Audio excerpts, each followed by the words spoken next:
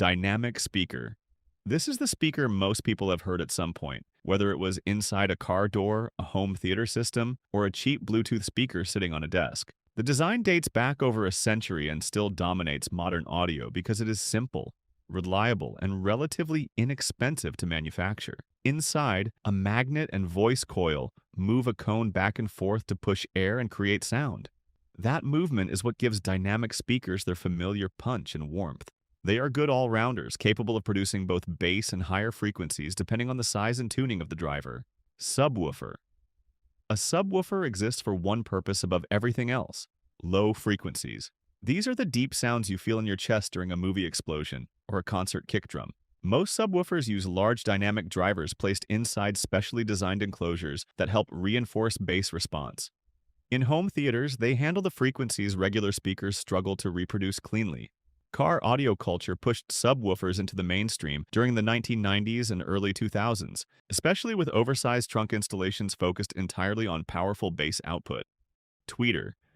Tweeters are built for the opposite end of the sound spectrum. Instead of deep bass, they reproduce high frequencies like cymbals, vocals, and sharp electronic details. Because high-frequency sound waves are small and fast, tweeters use tiny, lightweight diaphragms that can move rapidly without distortion.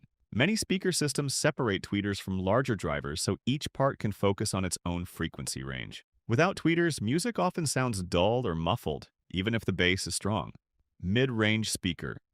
Mid-range speakers sit between woofers and tweeters, handling the frequencies where most instruments and human voices naturally exist. In many ways, this is the part of the speaker system people notice the most because dialogue clarity and vocal presence largely come from the mid-range. Dedicated mid-range drivers became more common as speaker systems evolved into multi-driver designs.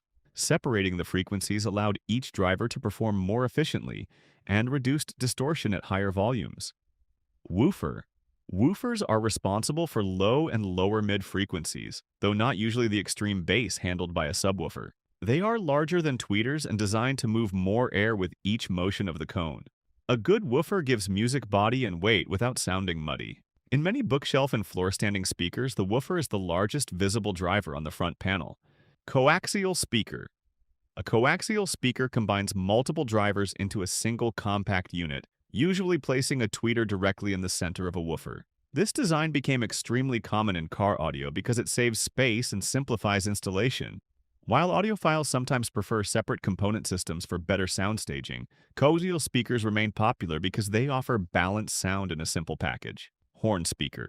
Horn speakers use a horn-shaped structure to amplify sound efficiently. The technology dates back to early radios, public announcement systems, and even gramophones before electronic amplification became widespread. The horn helps direct and project sound over long distances with very little power. Because of that efficiency, horn speakers are still widely used in stadiums, concert venues, and large theaters. Some people love their lively, energetic sound, while others find them too aggressive depending on the tuning. Planar magnetic speaker.